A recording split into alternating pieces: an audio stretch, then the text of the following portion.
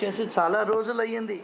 మా ఇంటి చావడి లౌకిక దుర్గంధపు ఇష్టంగా ఉంది, అంతా అంధకార బంధురంగా తోస్తూ ఉంది అన్నాడు. అదర్ మాటలు విని శ్రీరామకృష్ణులు చలించిపోయాడు. ఆయన హఠాత్తుగా లేచి నిలబడి భావ పారివస్య స్థితిలో అదర్ శిరస్సును హృదయాన్ని స్పృశించి దీవించారు. అది అడిగేవాళ్లే కరువు.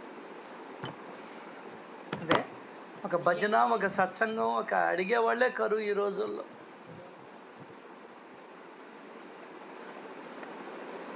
చేసేవాళ్ళు కూడా లేరు.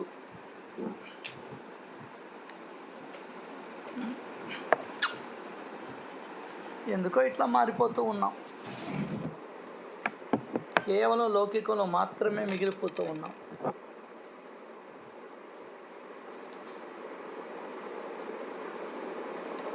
కొంతమందికి అవకాశం ఉండి పెట్టుకోలేరు, కొంతమందికి అవకాశం లేక పెట్టుకోలేరు. వాళ్ళు పెట్టుకోలేక కాదు, వాళ్ళ దగ్గర డబ్బు లేక కాదు. డబ్బులతో పని ఏముంది? బురుగులు ఇచ్చి పంపించమంటాడు, ఒక బిస్కెట్ ఇచ్చి పంపించమంటాడు, ఒక టీ ఇచ్చి పంపించమంటాడు మాస్టర్ గారు. మనం ఎప్పుడూ మాస్టర్ గారి మాట విన్నాం కదా. ఎవరి మాట విన్నాం కనుకలే మాస్టర్ గారి మాట వినకుండా పోయేదానికి.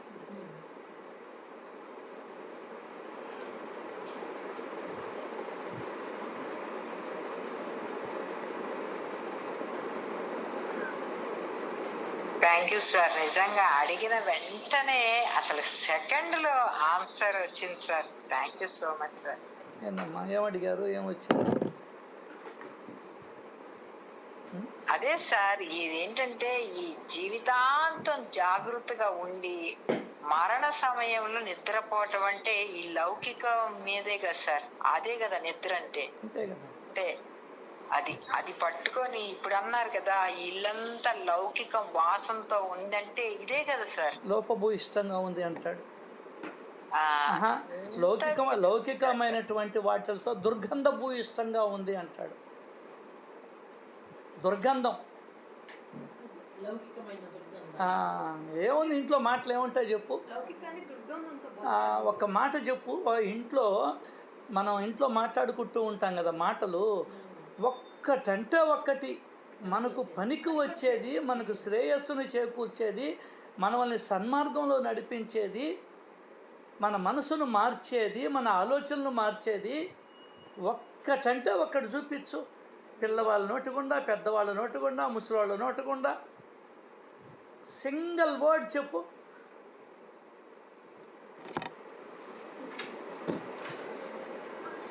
ఒక్కటంటే ఒక్కటి. ఇంకేంది పిల్లలతో కూర్చొని మూగుడితో కూర్చొని మాట్లాడే.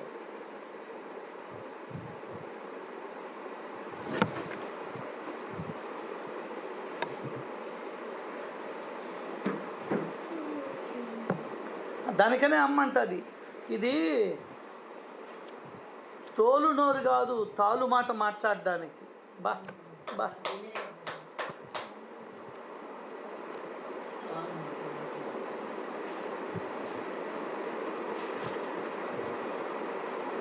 సార్. అంటే సార్ కొంచెం వివరణ సార్. ఇదే మీలాగా ఇష్టం వచ్చినట్టు మాట్లాడేదానికి కాదు, భగవంతుడు నాకు ఈ నోరు ఇచ్చింది. మన అన్ని తోలు నోరులు కాబట్టే ఇష్టం వచ్చినట్టు మాట్లాడతాం. తాలు మాటలు.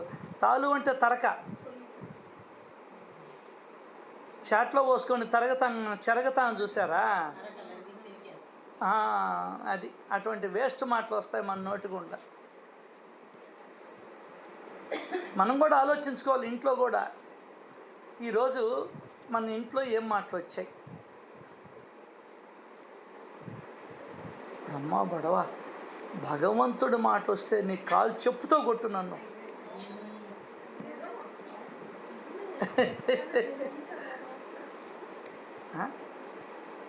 కాఫీ పెట్టావా, టీ బాగలేదు, మధ్యాహ్నం ఏం కూర చేస్తాము, సాయంకాలం ఏం కూర చేస్తాము, పిల్లకాయలు ఎట్టుండారు, వాళ్ళు ఎట్టుండారు, వాడు ఫోన్ చేయలేదా, మూడో వాడు ఫోన్ చేయలేదా, నాలుగో వాడు ఫోన్ చేయలేదా, వాళ్ళు డబ్బులు ఇచ్చారా, వీళ్ళు డబ్బులు ఇచ్చారా, అంగడికి పోవాలా, అక్కడికి పోవాలా, ఇక్కడికి పోవాలా.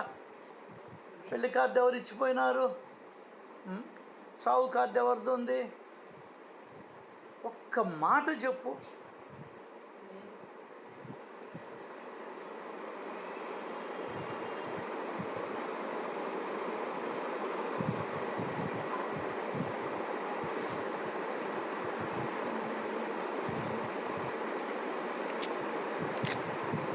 ఇంకా ఇంట్లో గబ్బిలాలు దుర్గంధపు ఇష్టం కాకుండా ఏముంటుంది చెప్పు? నువ్వు ఎంత దేవుణ్ణి పెట్టుకున్నా, ఇంకా చెప్పాలంటే నువ్వు దేవుణ్ణి ఇంట్లో పెట్టుకున్నావంటే ఆయన్ని దుర్గంధంలో ఉంచినట్టే. ఇంకా పచ్చిగా మాట్లాడాలంటే ఏముంది చెప్పు? ఆయనకి తన కథల యందు మక్కువ ఎక్కువ. మీ ఇంట్లో ఎవరు మాట్లాడుకుంటున్నారు ఆయన గురించి? ఇంకా నీ ఇల్లు ఎట్లా ఇష్టపడుతుంది ఆయనకి? ఒక భజన లేదు, ఒక సత్సంగం లేదు, ఒక పాట లేదు, ఒక మాట లేదు, ఒక పారాయణ లేదు. ఇల్లు ఇష్టపడాలి. ఇప్పుడు మనకిల్లు ఇష్టపడ్డామంటే కింద ఫ్లోరింగు, పైన సీలింగు, బోడి బొచ్చు 100 ఏంది షెల్ఫ్లు, దానికి తలుపులు, ఏసీలు గీసీలు మంది. మనం ఉండేదానికి అది. ఆయన ఉండేదానికి అట్ట కాదు. పూజ, నివేదన, భూతదయ అవన్నీ ఉంటే ఆయన ఉంటాడు. ఆయన కథలు, ఆయన లీలలు, ఆయన చరిత్ర. సో ఆయన ఉన్నా లేనట్టే మీ ఇంట్లో, నా ఇంట్లో ముఖ్యంగా ఆయన ఉన్నా లేనట్టే. నువ్వేమో అనుకుంటుంటావు, ఉన్నాళ్ళే అనుకుంటావు, ఆయనకి ఏదో పూజలు చేస్తుంటావు.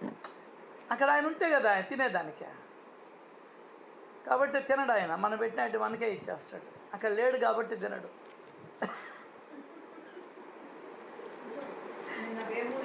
ఇప్పుడు నా ముందర పెట్టు, నేను తింటానో లేదు? నేను ఉన్నాను కాబట్టి తింటా.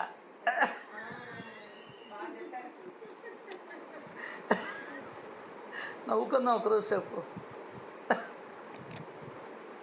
బొమ్మల్లో నవ్వుకుందామంటే బొమ్మల్లో నవ్వుతావంటావేందమ్మాయి నువ్వు?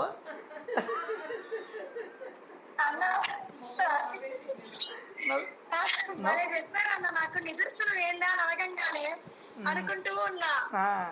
అప్పుడే చెప్పారు అసలు నిజంగా సూపర్. దానికి అది ఆన్ చేసి నవ్వుకుంటూ పోలా మేము విన్నావా? కాదన్నా డిస్టర్బెన్స్ అవుతుందని. డిస్టర్బెన్స్ అండి, మనకేందో డిస్టర్బెన్సా? నవ్వునేందుకు బలవంతంగా ఆపుకోవాలా? సూపర్ అన్నా.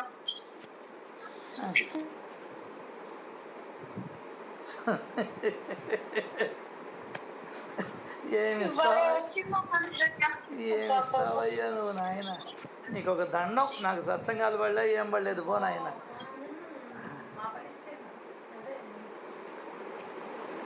అబ్బా, మీ పరిస్థితి అంతకు ముందర లేరా? ఎవడికి ఏమీ లే. ఎవడికి వాడు తయారు కావాలి. కాకపోతేనే ఎన్నోగా ఉందన్నా, ఇంకా అసలు లేకపోతేనా ఇంకా ఏం లే.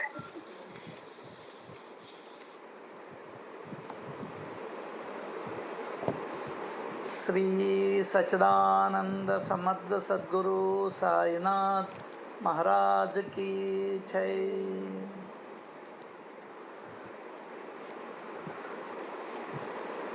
అందరూ బాగుండాలని, ఆనందంగా ఉండాలని, సంతోషంగా ఉండాలని, సుఖంగా ఉండాలని, ఆరోగ్యంగా ఉండాలని, ప్రేమగా ఉండాలని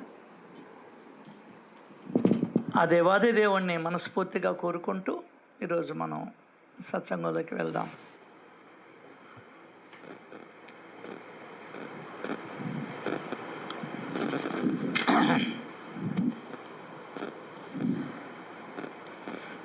విషయ స్ఫూర్తి లేని వారు విషయ సుఖాలను ఎలా అనుభవిస్తారు?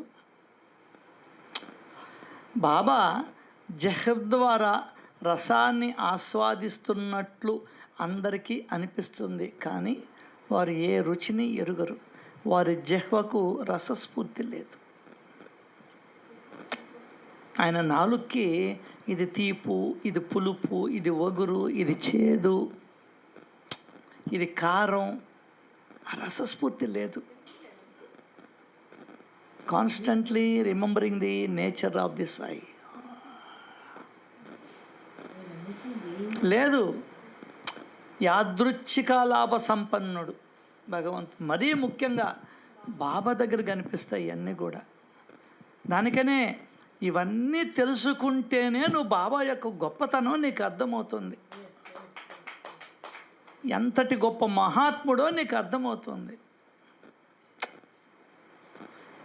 పొరపాటున అన్నాడు బాగుందిరా ఈరోజు కూరని. ఎవరు? ఒక ఆయన. ఈయన నోటి గుండా ఆ మాట కూడా లేదు. తెలుసులేండి సార్, పేరు ఎందుకని చెప్పలా. ఈయన నోటి గుండా ఆ మాట కూడా లేదు. ఎందువల్లంటే రసస్ఫూర్తి లేదు. నోట్లో చిన్న పిల్లవాడైనా నోట్లో చేదు పడితే ఏడుస్తాడు, ఒగురు పడితే ఏడుస్తాడు. అర్థమైందా? కానీ ఇతనికి కాబట్టే రసస్ఫూర్తి లేదు కాబట్టి అన్నీ కలిపేమన్నాడు. ఒకటే మాట. మనం అట్టు కాదు, తాలింపై సపరేట్గా పెట్టు. ఫస్ట్ లడ్డు ముద్ద, ఉప్పు, నీ మొహాన్ని ఎంత ఉప్పు పెడతారు వాళ్ళు ఫస్ట్.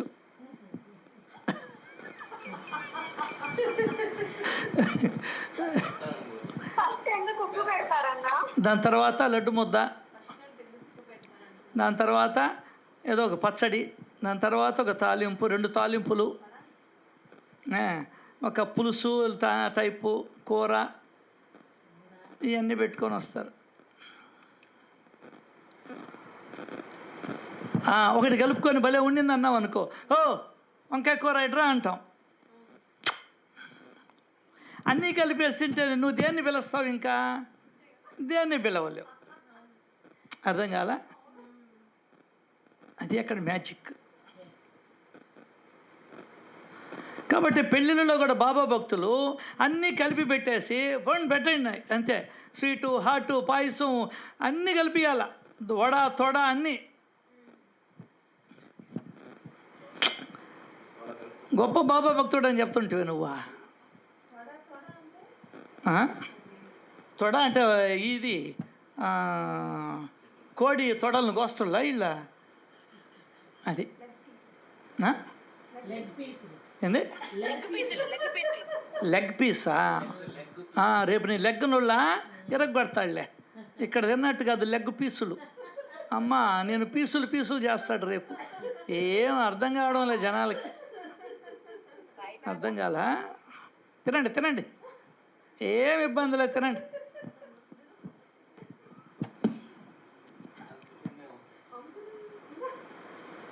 లెగ్ పీసుల్ని, గుండెల్ని తినండి.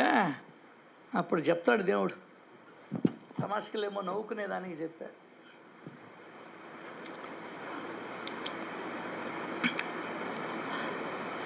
అట్లాగే అది ఒక అద్భుతమైనటువంటి స్టేట్ ఆఫ్ మైండ్. ఏంది? మహా అద్భుతమైనటువంటి స్టేట్ ఆఫ్ మైండ్. ఏమండి, అంతా నీ మైండ్లోనే ఉండేది, గుర్తుపెట్టుకో. నీ మనసే నువ్వంటే రమేష్ అంటే. నువ్వు నీ మనసుని ఎంత కంట్రోల్లో పెట్టుకుంటావో అంత హ్యాపీగా ఉంటావు. ఇంకొకటి గుల, నీకు ఏది ఆలోచన రాలేదనుకో గిరుకుంటావు నువ్వు. అది తమాషా. అది ఒక ఉన్నతమైనటువంటి స్టేట్ ఆఫ్ మైండ్ని భగవంతుడు ప్రతి ఒక్కరికి ఇస్తాడు. అది నువ్వు అనుభవించలేవు. నాకు అర్థం కాలే అప్పుడు. ఎప్పుడైనా అటువంటి స్టేట్ ఆఫ్ మైండ్ వస్తే వాడు పిచ్చోళ్ళలాగా అయిపోతాడు. దానికి ఉదాహరణ నేను ఒక సంవత్సరం కిందట మ్యాగజైన్లో చదివా, ఇండియా టుడేలోనే దేంట్లోనే చదివా. ఒక అమెరికాలో ఒక ఇంటిని తయారు చేశారంటే, ఒక గదిని గ్లాసులతో పిన్ డ్రాప్ సైలెన్స్. అసలు ఎంతటి నిశ్శబ్దం అంటే అసలు జీవితంలో చూడనంతటి నిశ్శబ్దం. రాత్రులు కూడా ఎక్కడో ఒక దగ్గర దగ్గో పిట్ట యొక్క కోత వినిపిస్తుంటుందంట, కానీ అక్కడ మాత్రం డెసిబుల్స్లో చెప్తారు వాళ్ళు. అసలు ఎంత నిశ్శబ్దం, అంత నిశ్శబ్దం అంట. ఒక్కడిని లోపలికి పంపించారంట. వాడికి ఆ నిశ్శబ్దానికి తట్టుకోలేక మైండ్ చెలించిపోయిందంట. తట్టుకోలేరండి ఆ నిశ్శబ్దం. ఆ నిశ్శబ్దం చాలా భయానకంగా ఉంటుంది. అంతటి నిశ్శబ్దం మీరు చూడాలంటే అడవుల్లోకి వెళ్ళిగాను ఉంటే ఆ నిశ్శబ్దాన్ని ఎంజాయ్ చేయొచ్చు. మేము చేసాం. మేము ఇక్కడ సిద్ధేశ్వరం పోతే పైన వణుకుంటే 1 గంటప్పుడు బయటకు వచ్చి చూస్తే అబ్బా, ఏదో 100 అడుగుల చెట్లు, 70 అడుగుల చెట్లు. ఎంత నిశ్శబ్దం అంటే మనం భరించలేనంత నిశ్శబ్దం. అట్లాగే ఎక్కేటప్పుడు ఇవి ఉన్నాయి వెదురు చెట్లు. అక్కడ ఎంత నిశ్శబ్దం అంటే అబ్బా, చెప్పలేనంత నిశ్శబ్దం. అక్కడ కూర్చున్నాం మేము. వెళ్ళండి, అవకాశం ఉంటే ఎప్పుడైనా వెళ్ళి అట్లా కూర్చోండి. మళ్ళీ అనుభవాలు రావు సార్. మళ్ళీ మనం ఏ జీవిలోకి వెళ్తే దీన్ని అనుభవించేదానికి మనకు వీలు కాదు. గుర్తుపెట్టుకో, మనిషి అంటేనే జ్ఞానము ప్లస్ భక్తి. మనిషి అంటేనే అది. ఆ 2 పోయినప్పుడు ఇంకా పెద్దగా లాభంలే. వెళ్ళాలి. అంత నిశ్శబ్దాన్ని కూడా మనిషి భరించలేడట.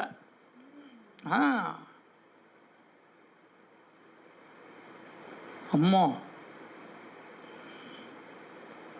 దానికనే కొండల్లోకి కోనల్లోకి పోతే ఆ నిశ్శబ్దం నీకు తాండవిస్తుంటుంది. అక్కడ ఏముండదు, గలబా. దానికనే అంతెందుకు, నీ ఇంట్లో కూడా చూడు, అన్నీ లైట్లు ఆరిపేస్తుంటే 12 గంటలకి లేయి, సాధన చేయి. ఎంత నిశ్శబ్దం తెలుసా? బా బా బా బా, ఏముండదు. అట్లా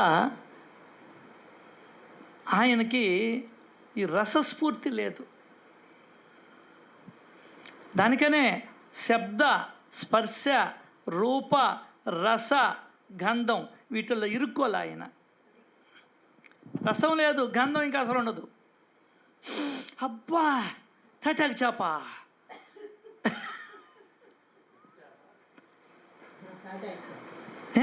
కింద నుంచి అబ్బా ఇదేందో చేస్తున్నారు, ఏమన్నాం అది టమాటా రైస్, అబ్బా ఇంకేంది నోట్లో నూరూరే. శబ్ద, స్పర్శ, రూప, రస, గంధ.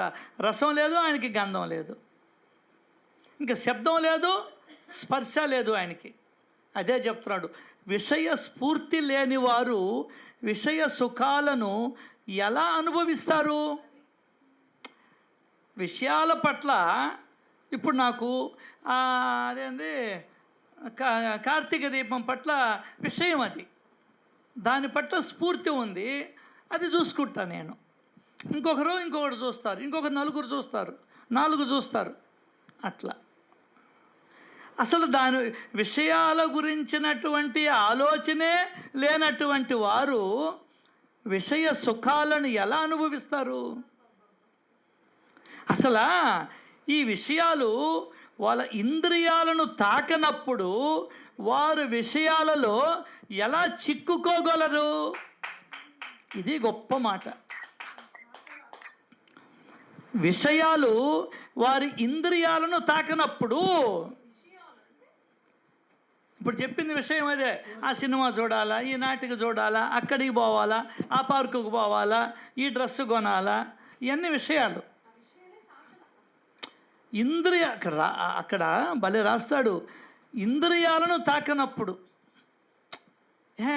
ఎదురుగా ఒక అందమైన కుర్రవాడు వస్తున్నాడు, నీ కళ్ళు వాడిని చూడలే, చూసేదానికి ఇష్టపడ్డంలే. కళ్ళు ఒక ఇంద్రియం, ఇంద్రియాన్ని తాకడంలే అది. అర్థం కాలా? మీకు కూడా ఇప్పుడు బాబా దగ్గర లైన్లో ఉండేవాళ్ళకి కూడా అనుభవం. ఒక ఆయన నిన్న చెప్పుకొని వచ్చాడు, పోతూ ఉన్నాడు, ఒక అమ్మాయి బ్రహ్మాండంగా ఉంది, కళ్ళద్దాలు పెట్టుకొని వస్తూ ఉంది, మళ్ళీ చూడాలని కూడా అనుకోలే, అలా వెళ్ళిపోయాడు తల ఉంచుకొని. ఫస్ట్ ఎట్టు చూశాడు, కళ్ళు చూడకుండా ఎట్టుంటాయి, యాదృచ్ఛికంగా చూడడం జరిగింది. గుడ్డోడిని అయితే అసలు చూడం, గుడ్డోడివి కాదు కదా. మళ్ళీ నీకు ఆ రసస్ఫూర్తి లేదు, మళ్ళీ చూడాలి అన్నటువంటి కోరిక లేదు, వెనక్కి తిరిగి చూడాలన్నటువంటి ఆలోచన లేదు. అది విషయాలు ఇంద్రియాలను తాకనప్పుడు ఏదో కింద శబ్దం వస్తుంది, వింటావు, పట్టించుకో. మనం పక్కింట్లో ఏదో పెద్ద గలబాగా జరుగుతుంది, వెంటనే మనం అందరినీ లేపేసి ఏందో పదండి అదేందో గలబా జరుగుతుందని అంటాం. వాళ్ళ చెవులను తాకవయ్యి, ఏందే చెవులను తాకవు. అది వాసన వచ్చింది, ముక్కును తాకదు. మనల్ని దెబ్బ కొట్టేది ఏందో తెలుసా? కళ్ళు, నోరు, చెవులు, ముక్కు, ఇవే దెబ్బ కొట్టేది. ఈ 4 లేకుండా చేస్తే ఏ బాధ ఉండదు వాడికి, కనే పెడతాడు. సో విషయాలు వారి ఇంద్రియాలను తాకనప్పుడు, అందుకనే రాస్తాడు సచ్చరిత్రలో 20 మంది నాట్య కత్తెలు బాబా ఎదురుగ్గా నాట్యమాడుతూ ఉన్నా కూడా ఆయన ఏందో గాజు కళ్ళోడు చూడలేడుగా. రేచీకటోడు ఏ విధంగా నైట్ టైం చూడలేడో అట్లా ఆయన చూడలా. అంటే ఆయన స్థితి, ఆయన మనసు ఇక్కడ లేదు. ఇంద్రియాలలో ఉన్నటువంటి శక్తిని అంతా తీసుకెళ్ళి ఆత్మ దగ్గర పెట్టాడు. అర్థమైందా? అప్పుడు గాజు కళ్ళు అయిపోతాయి. ఇప్పుడు మన ఇంట్లో కూడా ఈ వంటింట్లో అరుస్తుంటుంది, వాడికి వినబడుతుంటుంది, కానీ వాడు పట్టించుకోడు. పిల్లోడు అరే అద్దె రాకూడదే, అక్కడ పోయి పద్మ అంగడికి పోయి అని అంటారు, వాడు గమ్మున ఉంటాడు. వాడిని తాకల ఆ శబ్దం, ఆ చెవు మీద ఒక్క తట్టు తట్టామనుకో అన్నీ తాకుతాయి. అది కొట్టే ధైర్యం వీళ్ళకి లేదు, పెద్దవాళ్ళకి ఏం చెయ్యాలా? అది విషయాలు వారి ఇంద్రియాలను తాకనప్పుడు, ఈ గుడ్డ భలే ఉందే, ఈ ఇల్లు బనే ఉందే, తాకలా. స్వామి చూడు ఎంత పెద్ద భావంతో అన్నాడు. ఎవరు? నీ రామకృష్ణ పరమహంసని. ఒరే ఏముందిరా, రాయి మీద రాయే కదరా అన్నాడు.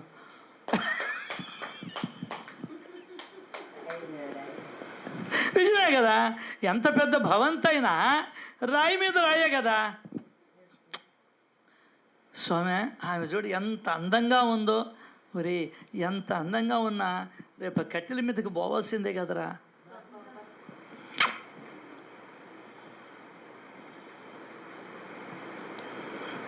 అది ఇంద్రియాలను తాకడం వల్ల ఆయన ఇంద్రియాలని, ముక్కు తెలియదు, నోరు తెలియదు, చెవులు వినవు.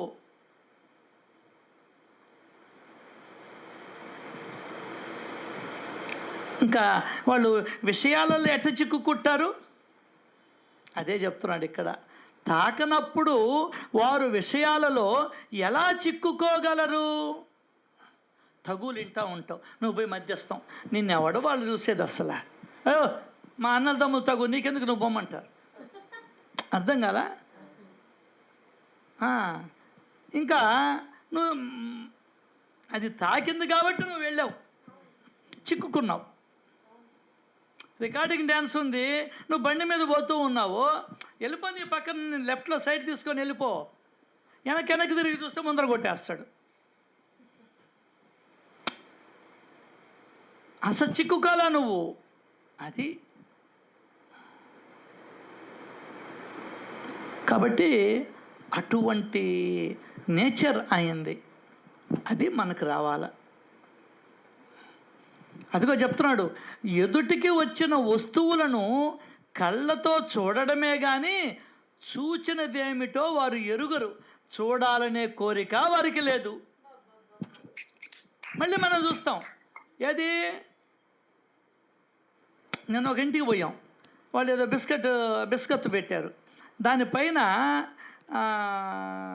ఇదేంది బాదం పప్పు అని అంటించి ఉండారు. 5, 6, 7, 8 బిస్కెట్లు పెడితే బాదం పప్పు అంటించి ఉండే బిస్కెట్టే తీసుకున్నా నేను. ఎందువల్ల? మనకున్న జిహ్వా, కళ్ళు చూస్తుండే, అర్థం కాల. షుగరు రా అని పిలుస్తూ ఉండే, లోపల ఉండే షుగరు. అర్థమైందే? మనం పిలము, షుగర్ పిలుస్తుంది. నాకు ఒకరోజు షుగర్ ఇవ్వు, తీపునివ్వు, నేను తీగా ఉండా, ఇవ్వు నాకు తీపును, నాకు చేదు పనికిరాదంటది. ఈ మామిడి పండు కోసుకొని తినేస్తుంది.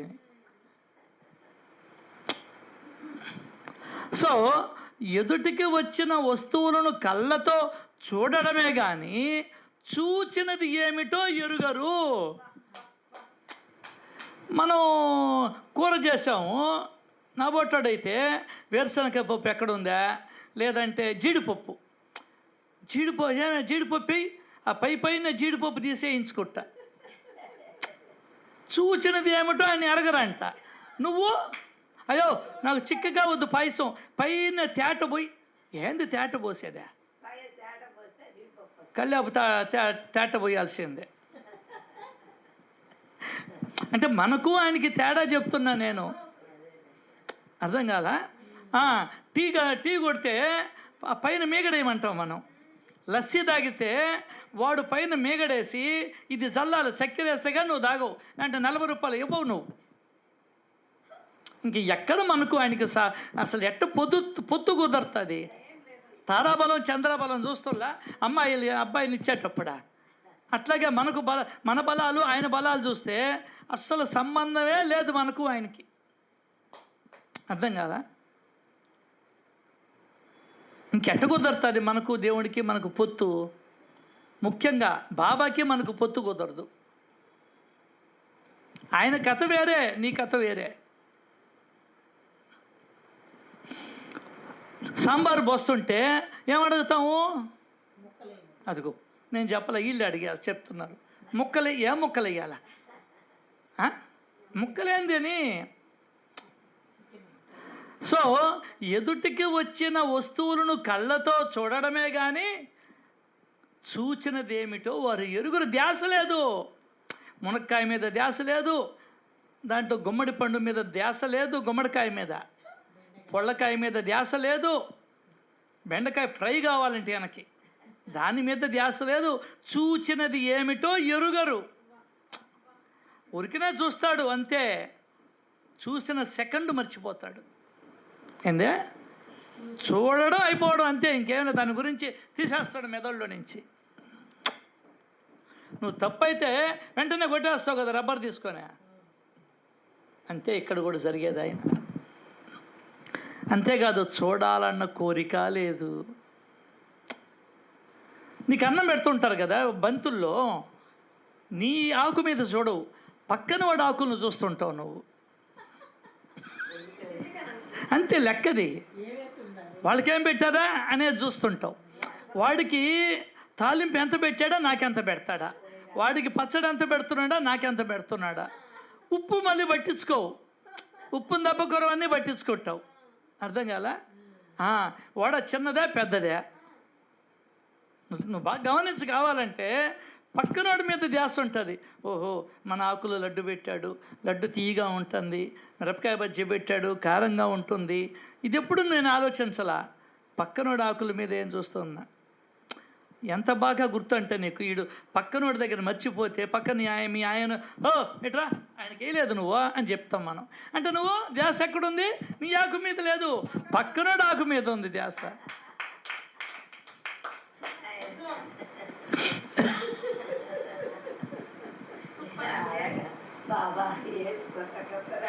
అర్థమైందే? అది అసలు చూడాలనే కోరికే లేదు ఆయనకి. అంటే మనసు లేదు. మనసు ఎక్కడికి పోయింది? మనసు లేకుండా ఎందుకు ఉంటుంది? మనసు ఎప్పుడూ దైవ చింతనలో ఉండేది, ఆత్మస్థితిలో ఉండేది. ఇప్పుడు టీవీ చూస్తూ ఉంటాము, ఆ ధ్యాసలో ఉండి ఇంట్లోకి ఎంతమంది పోయినా వచ్చినా పట్టించుకోరు కొంతమంది, లెక్క ఉండదు వాళ్ళకి. అటువంటి ధ్యాస అయింది. హనుమంతుడి యొక్క కౌపీనం అతని తల్లికి రాముడికి మాత్రమే కనిపించాయి. మరి అతని బ్రహ్మచర్యాన్ని ఎలా పోల్చగలం? ఆ ఇంద్రియాన్ని తల్లియే చూడనప్పుడు ఇక ఇతరుల మాట ఏమిటి? బాబా యొక్క బ్రహ్మచర్యం పరమ కఠినం. ఆ ఇంద్రియాన్ని అది అపూర్వం, సంపూర్ణం. వారు నడుముకు కౌపీనం ధరించేవారు. మెడ కింద ఉండే మేక చన్నుల వంటి వారి ఇంద్రియాలు కేవలం మూత్ర విసర్జనకు మాత్రమే. వారి ఇంద్రియాలు వారి అవయవాలలో ఉండేవంతే, బయటకు వచ్చేటి గావు. అది వారి శరీర స్థితి. కేవలం ఎందువలంటే పెళ్ళి లేదు, బ్రహ్మచారి, బ్రహ్మదేవుడు. కేవలం పాస్ పోసుకునేదానికే ఇంద్రియం ఉండేది ఆయనకి. ఇంకా చెప్తున్నాడు హేమాద్రి పంతు గారు గమనించినట్టుగా ఎవ్వరూ గమనించాల. ఏమనుకోబాకండి, స్త్రీలు ఉన్నారు, విషయం చెప్తున్నాను మీకు. మేక దగ్గర మెడ దగ్గర కొన్ని ఏలాడుతూ ఉంటాయి, చూసారా? ఐడియా ఉంది ఎవరికైనా?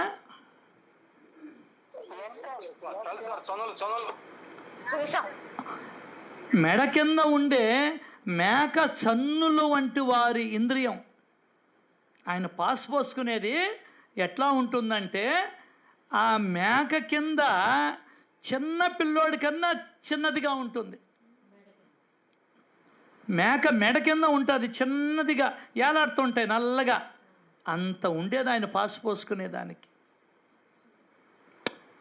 అది భగవంతుణ్ణి హేమాద్రి పంతు గారు అబ్జర్వ్ చేసినట్టు ఈ ప్రపంచంలో ఒక మహాత్ముని ఎవరు అబ్జర్వ్ చేయలే, తెలుసా? లేకుంటే అంత క్లియర్ కట్గా రాయడు. అర్థమైందా? అది లెక్క.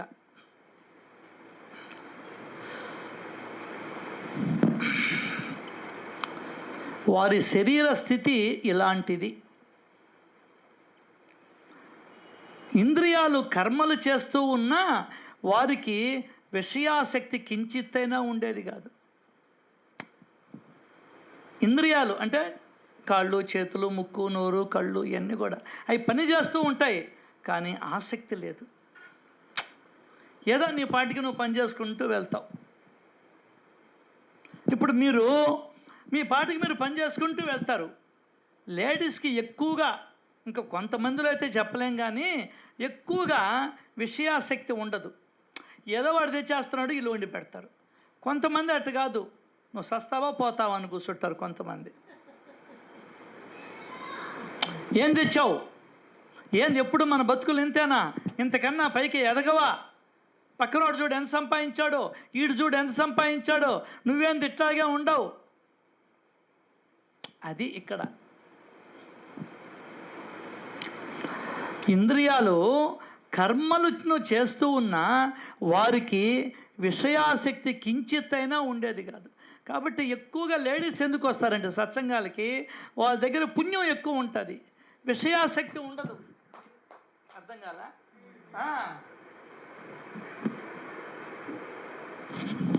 విషయాల మీద ఆసక్తి ఉండదు. బ్రాండెడే వేసుకోవాలంటాడు, షూస్ నుంచి టోపీ దాకా విషయాసక్తి. అది అర్థమైందా? కొంటే నేను పెద్దది ఏదో కారు ఉంది, 5 కోట్లు కారు, అదే కొనాలంటాడు. అది విషయాసక్తి.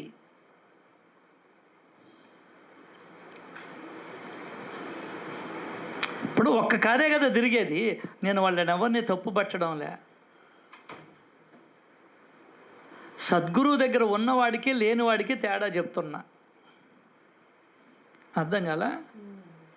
ఒక ఆయన ఇది చెప్తుంటే ఒక కథ గుర్తుకొస్తుంది. 20 ఏళ్ళు హిమాలయాల్లో తపస్సు చేశాడు. వచ్చాడు రామకృష్ణ పరమహంస దగ్గరికి.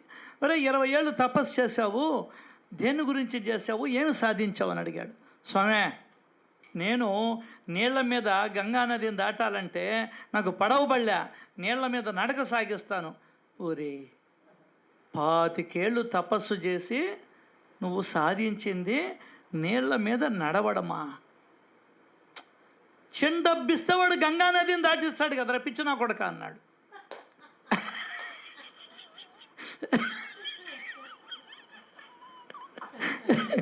ఏందే, చెండబ్బు ఇస్తే వాడికి గంగా నదిని దాటిస్తాడు కదా,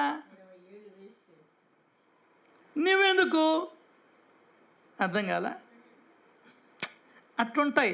ఒక్కరు 7 కార్లు, కోర్స్ వాళ్ళ దగ్గర డబ్బులు ఉన్నాయి, పెట్టుకుంటారు, మనకు అనవసరం. వాళ్ళు సద్గురువు దగ్గర లేరు, నువ్వు సద్గురువు దగ్గర ఉండవు, అది తేడా.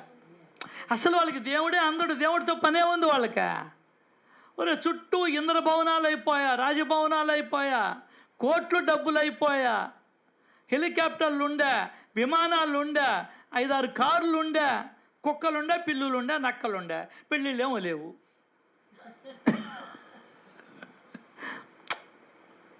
ఏందో జీవితాలండి, అర్థమే కాదు నాకైతే.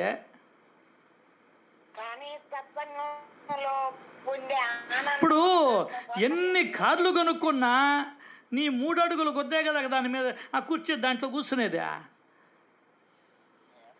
ఏ కారైనా కానీ ఏమన్నా హై స్పీడ్లో పోయే రోడ్లు ఉన్నాయా ఇండియాలో? హైదరాబాద్లో పోగలవా? బెంగళూరు అసలు పోలేవు, బాంబేలో అసలు పోలేవు. అడుగడుక్కి ట్రాఫిక్, అడుగడుక్కి అడ్డదుడ్డాలుగా తిరుగుతుంటారు మనుషులు. నువ్వు 10 కోట్లు కారు పెట్టుకొని కొనుక్కొని ఏమి లాభం? ఇది తెలియని విషయం. కాకపోతే దానికి మళ్ళీ ఒక పెద్ద కాంపౌండ్, 7 కార్లు పెట్టాలిగా. ఎన్ని కార్లు ఉంటే ఉండేది ఒకటే కదా సీటింగా. అర్థం కాల. ఏం మాట్లాడతావు సార్? దానికని 7 కార్లు, 7 ఏళ్ళ 49 కోట్లు. దాంతో ఎన్ని మంచి పనులు చేయొచ్చండి, ఎన్ని గ్రామాలకి నువ్వు ఏమి చేయొచ్చండి, ఎంతమంది కుటుంబాలను బయట వేయొచ్చండి. ఒక విమానం కొనాలంటే ఎన్నో 150 కోట్లు, 200 కోట్లు. నేను వాళ్ళని తప్పు పట్టడం లేదు మిస్టర్, వాళ్ళు సంపాదించుకుంటున్నారు, అనుభవిస్తున్నారు, నాకు అనవసరం. కానీ చెప్తున్నాను నీకు, దాన్ని బట్టి మెచ్చడు కదా భగవంతుడు నిన్ను. నేను పాయింట్కి వస్తున్నా, నీ గుణాలను బట్టి భగవంతుడు నిన్ను ఎంచుకున్నాడు. ఇప్పుడు కూడా మన గుణాలను బట్టి, మన సత్కర్మలను బట్టి, మన పూర్వ పుణ్యం బాగా పోగై షిరిడీలో సాయి రూపంలో అవతరించింది. నీకు నువ్వు అనుభవిస్తే అది అనుభవించడము అంటారు. ఇతరుల కోసం ఏదైనా చేస్తే దాన్ని త్యాగము అంటారు.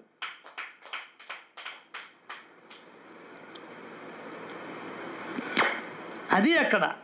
కాబట్టి వాళ్ళు భగవంతుడి దగ్గరికి రావాలంటే ఇంకెన్ని లక్షల జన్మలు పడతాయో చెప్పలేం. అసలు మళ్ళీ మానవ జన్మలోకి వస్తారన్న గ్యారంటీ లేదు. మనకు అర్థం కావడంలే. 84 లక్షల జన్మల్లో అన్నీ ఎత్తిన తర్వాత లాస్ట్ ఛాన్స్ ఇది మనకిచ్చాడు. ఫైనల్, ఇదిగో నీకు ఇస్తున్నా, మార్చుకో. ఏం చేసుకుంటావో చేసుకో నీ జీవితం. ఈ సెకండ్ నుండన్నా మేలుకో. 5 గంటల 50 నిమిషాలు అయింది ఇప్పుడు. లే, మేలుకో. ఎందుకు గాఢ నిద్రలో పడి గుర్రు పెడుతున్నావు అని తారాస్వరంతో శృతిమాత గర్జిస్తూ ప్రేమగా మేలుకొలుపుతుంది.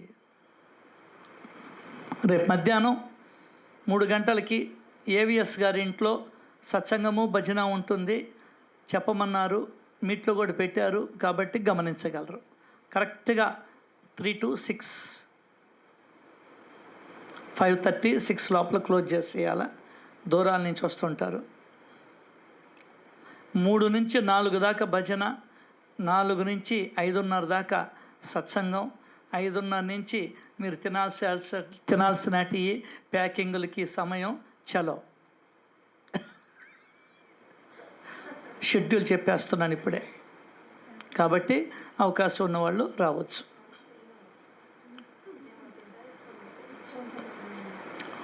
సో వారికి విషయాసక్తి లేదు. కొంతమంది చూడు ఆసక్తి, ఏదైనా దండ కొనుక్కున్నావు నలుగురికి చూపిస్తావు, ఇదిగో చూడు ఈ దండ కొనుక్కున్నాను, మా ఆయన పెళ్లి రోజుకి ఇది ఇచ్చాడు, పెళ్లి రోజు అనేది తీసిచ్చాడు, పుట్టినరోజు అనేది తీసిచ్చాడు అని చెప్పుకుంటూ ఉంటాం. విషయాసక్తి చెప్పుకోవడంలో తప్పు కాదు, అది విషయ ఆసక్తి కిందకి దారితీస్తుంది. ఆ చెప్పుకోవడం కంటిన్యూ అవుతుంది. ఇంట్లోకి స్టీల్ స్పూన్ తెచ్చినాడు, మా ఆయన స్టీల్ స్పూన్ తెచ్చాడు అంటావు నువ్వు. అలవాటైపిల్ల ఏందే, అలవాటైపిల్ల. నా ఓటోడు కనుక స్టీల్ స్పూన్ ఇట్టి అమ్మా వాళ్ళకి ఇస్తాము, ఏదో ఒకటి ఆడుకుంటారు పిల్లకాయలు, నోట్లో పెట్టుకొని దాంట్లో నిమ్మకాయ పెట్టుకొని నడుస్తా పోతారు చూడు. అట్టన్నా ఈ నీ స్పూన్లన్నా ఎత్తుకోపోయి ఏం చేసుకుంటావు? ఇంట్లో 150 స్పూన్లు ఉన్నాయి ఒక్కొక్కరి ఇళ్లల్లో.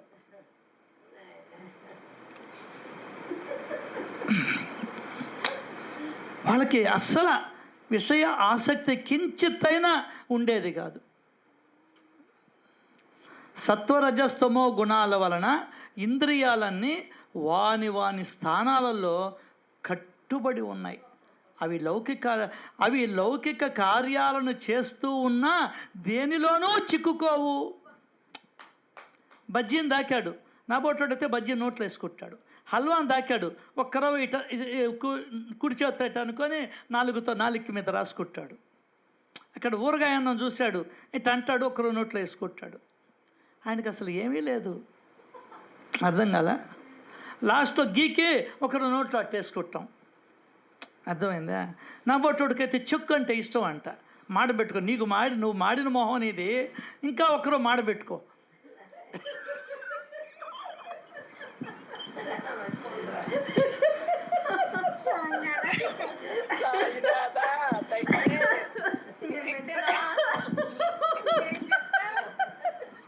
నిన్న ట్రాలించే మనసులో పడి ఉన్నాను ఆయన, ఇప్పుడు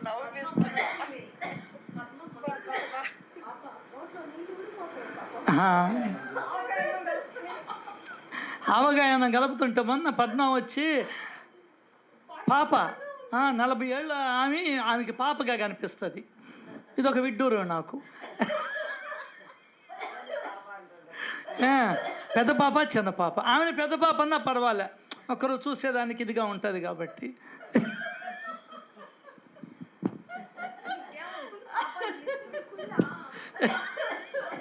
పాప నోట్లో నీళ్ళు ఊరిపోతున్నాయి, సరే ఏం నోట్లో నీళ్ళు ఊరికి ఇంకేం ఊరుతాయి? నాకు అర్థం కదా, ఇంకేమైనా ఊరుతాయా?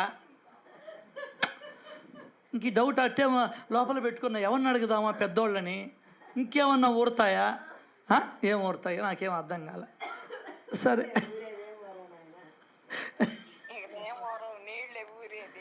అవి లౌకిక కార్యాలను చేస్తూ ఉన్నా దేనిలోనూ చిక్కుకో. బాబా నిస్సంగులు, దేనితోనూ సంగమం లేదు ఆయనకి, శుద్ధ జ్ఞాన స్వరూపం. బాబా ఎవరో శుద్ధ జ్ఞాన స్వరూపులు, ఆత్మారాములు. కామ క్రోధాలు వారిలో అణిగిపోయాయి. వారు ఏ కోరికలు లేనివారు, సకల కోరికలు పూర్తిగా తీరినవారు. ఒక అద్భుతం ఇక్కడ, విషయాలు కూడా బ్రహ్మయే అని తలచే ముక్త స్థితి వారిది. పనులలోన సాయిబాబే, పనితనములోన సాయిబాబే. విషయాలు కూడా బ్రహ్మమే అని తలస్తే అదే ముక్తి స్థితి. నువ్వు బియ్యం కొలుస్తూ ఉంటావు, ఏందే ఇది కూడా భగవంతుడే. పొయ్యి మీద పెడుతుంటావు, భగవంతుడే. గుడ్డ పట్టుకుంటావు, భగవంతుడే. మూత పెడతావు, అది భగవంతుడే. విషయాలు కూడా వాళ్ళు మాట్లాడుకుంటున్నారు, అది భగవంతత్వమే. ఇంట్లోకి రకరకాల సోఫాలు తెచ్చారు, విషయాల మీద ఉన్నటువంటి శ్రద్ధది, అది కూడా భగవంతుడే. విషయాలు కూడా బ్రహ్మయే అని తలచే ముక్త స్థితి వారిది.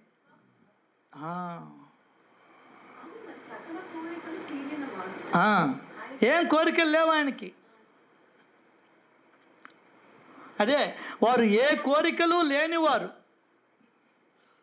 వారు పాపపుణ్యాలకు అతీతమైన సంపూర్ణ నివృత్తి స్థానం.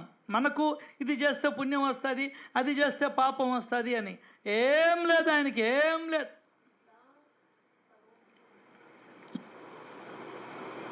ఏమంటే నానావళి లెమ్మనగానే గద్దె విడిచిపెట్టిన వారికి శరీర అభిమానం కానీ భేద బుద్ధి కానీ కలలో కూడా ఉండవు. అందరూ దేవుడిగా గొలుస్తున్నారు బాబాని. నానావళి వచ్చాడు, ఒంటి మీద గుడ్డగోడ సరిగ్గా ఉండదు. ఏందే, ఒంటి మీద గుడ్డగోడ ఆయనకి సరిగ్గా ఉండదు తెలుసా. ఆయనకి వరిబీసం ఉంటుంది, అది ఎంత దాకా అంటే కాళ్ళ మధ్యలో దాకా ఉంటుంది తెలుసా. బాబాకి కాదమ్మా, నానావళికి. దాన్ని వేసుకొని బరిగిస్తుంటాడు ఆయన. అర్థమైందా? చిన్న విషయం కాదండి ఆయన. అట్లా నానావళి ఒకసారి వచ్చి లేయ్ అంటాడు, వెంటనే లేచేస్తాడు. ఆయన కూర్చుంటాడు, ఇప్పుడు కూర్చోమంటాడు, కూర్చుంటాడు. ఇంకేముంది, అసలు భేదమే లేదు. భేద బుద్ధి కానీ కలలో కూడా ఉండవు బాబాకి. ఇవన్నీ నువ్వు అధ్యయనం చేస్తూ ఉంటే నీకు ఆ స్థితి వచ్చేస్తుంది ఆటోమేటిక్గా. దానికని సచరిత్ర పారాయణ అనేది, పారాయణ కాదు అధ్యయనం. నేను ఈ విధంగా వివరించుకోవడం, ఈ స్థితులన్నీ కొద్ది రోజులకి నీకు వచ్చేస్తాయి. నీకు కూడా అలా తల ఉంచుకొని వెళ్ళిపోతూ ఉంటావు. ఏందే, వెళ్ళిపోతూ ఉంటావు. ఇంద్రుడి కుమార్తె ఇంద్రజ వచ్చినా కూడా లెక్క చేయవు. ఏంది వాళ్ళని చూసేది, మనిషే, అది కూడా బ్రహ్మమేగా. విషయాలను కూడా బ్రహ్మయే అని తలచే ముక్త స్థితి వారిది. అన్నీ బ్రహ్మంగానే కనిపిస్తాయి, ఇంకేముంది అక్కడ. సో అటువంటి శరీర అభిమానమే లేదు. మనమా చూడు, పెళ్ళికి పోతే వాళ్ళకి ఏదో పెద్ద కుర్చీలు వేస్తారు, తర్వాత మనకు బుజ్జి బుజ్జి కుర్చీలు వేస్తారు. మనం ఏమనుకుంటాము, చూడు వాళ్ళకేమో పెద్ద పెద్ద కుర్చీలు వేశారు, మనకు అసలు చిన్న చిన్న కుర్చీలు వేస్తారు అనుకుంటాం. భేదబుద్ధి. ఏందే, భేదబుద్ధి. సోఫాలు వేస్తారు, ఇక్కడ మీరు కాదు వెనకాల వెళ్ళి కూర్చోమని చెప్తుంటారు. భేదబుద్ధి. కూర్చుంటారు కదా, ఎవడైతే ఆయన భగవంతుడి దగ్గర, బాబా దగ్గర ఎవడైనా కింద కూర్చోవాల్సిందే, కుర్చీ లేలు ఆయన.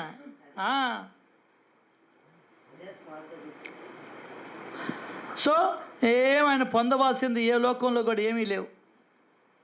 వారు, ఇది మంచి పాయింట్, వారు కేవలం లోక కళ్యాణం కోసరమే ఈ భూమిపైన అవతరించిన సత్పురుషులు. కేవలం ఈ లోకమంతా బాగుండాలి. లోకం అంటే ఎవరు? మనమే. మనమంటే ఎవరు? సర్వజీవులు. ఇంకా చెప్పాలంటే 84 లక్షల జీవరాశులు, ప్రకృతి, పంచభూతాలు, చెట్లు, చేమలు, రాళ్ళు, రప్ప, నదులు, సముద్రాలు, మనుషులు, జీవ ప్రాణమున్నటువంటి ప్రాణులు. లోక కళ్యాణం ఇది. సూర్య చంద్రాదులు, గ్రహ నక్షత్రాలు, వీళ్ళందరూ బాగుండాలనే ఈ భూమిపైన అవతరించారు ఆయన. లోక కళ్యాణం ముఖ్యంగా మానవుల కోసరం, మనిషి కోసరం. ఏందే, మనిషి కోసరం. కళ్యాణం అంటే పెళ్ళని కాదు అర్థం. లోక కళ్యాణం అంటే లోకమంతా బాగుండాలని. కళ్యాణం అంటే బాగుండాలని అర్థం. మనం దాన్ని ఏదో పెట్టుకుంటాం పెళ్ళని. కాదు కాదు, సచరిత్ర కొత్తగా చెప్తుంది అర్థాలు. దానికనే దీని పేరు సచ్చరిత్ర అయ్యింది. లోక కళ్యాణం, లోకమంతా సుభిక్షంగా ఉండాలని, దానికోసం అవతరించిన సత్పురుషులు ఆయన. ఇటువంటి కరుణామయులు అవతరించినందుకు ప్రయోజనం ఏందో తెలుసా? ప్రజలకు శ్రేయస్సును అనుగ్రహించడానికే తప్ప మరొక దానికి కాదు. బా బా బా బా బా బా బా అదండి మహాత్ములంటే.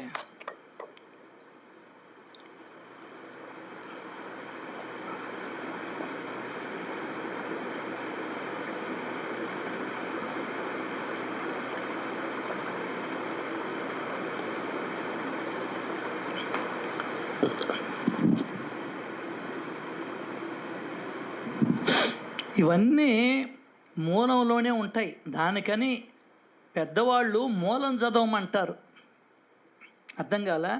కొంతమంది పెడద్రంగా మేము చదవము, అదుళ్ళ మాక ఇదుళ్ళ మాక అని అంటారు. ఏం మాట్లాడతామండి? ఇవన్నీ చదివితే ఆయన మీద నీకు ప్రేమ పొంగద్ది, ఆయన స్థితి నీకు అర్థం అవ్వద్ది. ఇంద్రు కొందరు మన మాట సరే, వాళ్ళ ప్రాప్తం అంతా, మన ప్రాప్తం ఇది. కాబట్టి వాళ్ళకి బాబా మీద ప్రేమ ఉండదు, బాబా మీద ప్రేమ ఉండదు, వేరే వేరే విషయాల మీద ప్రేమ ఉంటుంది. అది నీకు అర్థం కాదు. ఇంత చదువుతుంటేనే మనకు గలగడంలే. ఆయన విషయాలు చెప్తుంటే అసలు ఏంది అది, పరిస్థితి ఏంది అది? సో ఆయన అవతరించింది ప్రజలకు శ్రేయస్సును చేకూర్చేదానికే తప్ప మరొక దానికి కాదు. వారు ఎల్లప్పుడూ పరుల శ్రేయస్సును కోరే పరమ కృపాళువులు. ఎవరు సార్ మన శ్రేయస్సు కోరేది? నీకు అర్థం కాల. నీ ఇంట్లో వాళ్ళు కూడా కోరడం లేదురా నాయన. భార్య కానీ, భర్త కానీ, పిల్లలు కానీ, మనవాళ్ళు కానీ, మనవరాళ్ళు కానీ, అల్లుళ్ళు కానీ, వియ్యంకులు కానీ, వియ్యపురాళ్ళు కానీ, నీకు బుర్రకి ఎక్కడం లేదా చెప్తుంటే? అసలు నీకు శ్రేయస్సేది ప్రేయస్సేదో తెలియకపోయినా.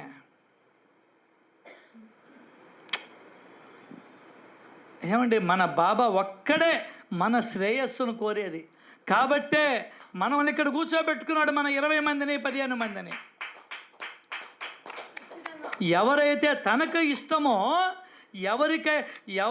ఎవరి పేర్లైతే బాబాకి గుర్తుకు వస్తాయో వాళ్ళని కూర్చోబెట్టుకుంటాడు ఇక్కడ. నువ్వు పెళ్ళికి ఎవరిని పిలుస్తావు? నువ్వు కొన్ని పేర్లు రాసుకొని వాళ్ళని పిలుస్తావు. పెళ్ళికైతే అందరిని పిలుస్తావు, ఇంకొక చిన్న ఫంక్షన్కి కొద్ది మందిని పిలుస్తావు, ఇంట్లో చేసుకునేదానికి మరీ కొద్ది మందిని పిలుస్తావు. అది ఇక్కడ ఈయన ఇంట్లో కూర్చోబెట్టి మనకు చెప్తున్నాడు. కాబట్టి కొద్ది మందే ఉంటారు ఇక్కడ, ఎక్కువ మంది ఉండరు. అర్థమైందా? ఇది బాబా ఇంటి ఫంక్షను కాబట్టి మనల్ని కూర్చోబెట్టుకున్నాడు. అంతటి కృపాళు ఆయన. ఇది నీకు అర్థమైన రోజు ఆయన కాళ్ళు పట్టుకుంటావు, కన్నీళ్లు గారుస్తావు. ఎంత ప్రేమ అంటయ్యా మా మీద అని చెప్పని ఆయన మీద ప్రేమను పెంచుకుంటావు. వారి హృదయం నవనీతం వలె అత్యంత మృదువైనది. నవనీతం అంటే వెన్న. వెన్నకు వేడి తగిలితే కరిగిపోతుంది. కానీ సత్పురుషుల యొక్క హృదయం ఇతరులకి బాధ కలిగితే వాళ్ళు ద్రవించిపోతారు. That is the character of the సత్పురుష. వెన్నకి కింద సెగ తగిలితేనే కరుగుతుంది. సత్పురుషులు అట్ట కాదు, ఇతరుల కళ్ళల్లో నీళ్ళని చూచి ఇళ్ళు కరిగిపోతారు. అర్థమైందా? అది మనం గుర్తుపెట్టుకోవాలి.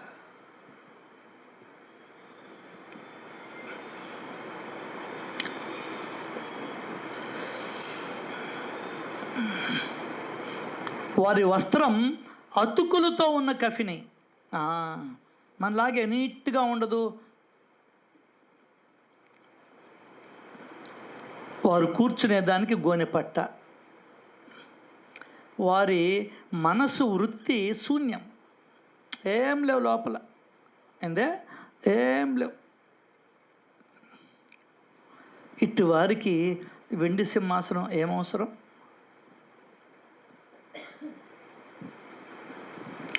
సింహాసనం వారికి ఇబ్బంది కలిగించగా దానిని వెనుకకు జరిపితే భక్తుల ప్రేమను చూచి వాళ్ళు ఆయన ఏమీ అడ్డగించేవాడు కాదు.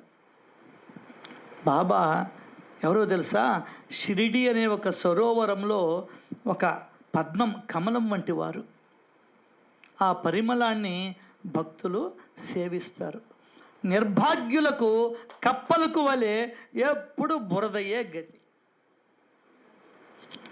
ఏందే బాబాను గురించి తెలియని వాళ్ళకి, తెలుసుకోవాలి అన్నటువంటి ఆలోచన లేని వారికి కప్పలు బురదలో ఉంటాయి, వాటికి బురదే గతి. అంతే. కప్పలకు వలె ఎప్పుడూ బురదయ్యే గతి. ఆసనాలు, ప్రాణాయామం, ఇంద్రియ దమనం, మంత్రం, తంత్రం, యంత్రం, భజనల గూర్చి బాబా ఎప్పుడూ ఎవ్వరికీ చెప్పేవారు కాదు. చెవిలో ఊదటం కూడా లేదు. చెప్పేశాడు, ఎప్పుడు చెప్పలే ఆయన. ఆసనాలు, ప్రాణాయామం, ఇంద్రియ దమనం, మంత్రం, తంత్రం, యంత్రం, భజనల గూర్చి బాబా ఎప్పుడు ఎవ్వరికీ చెప్పేవారు కాదు. చెవిలో ఊదడం కూడా లేదు.